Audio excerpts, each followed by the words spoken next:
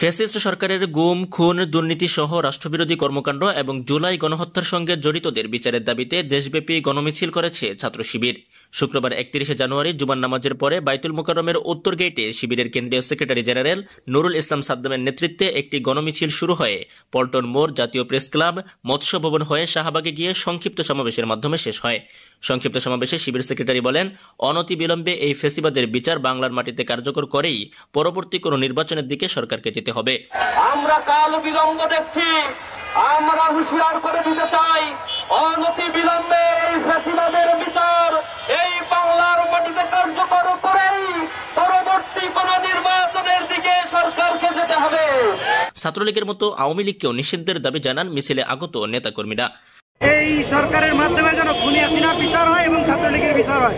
ছাত্রলীগকে যেভাবে নিষিদ্ধ করা হয়েছে সেভাবে যেন বাংলাদেশ আওয়ামী লীগকেও নিষিদ্ধ করা হয়। তাদেরকে দ্রুত বিচারের আওতায় এনে পূর্ণাঙ্গ শাস্তির ব্যবস্থা করা হোক এবং বাংলাদেশে যেন দ্বিতীয়বার কোনো আওয়ামী লীগ, ছাত্রলীগ বেশিরভাগ রচিত হতে না পারে এই ধরনের ব্যবস্থা করা হোক।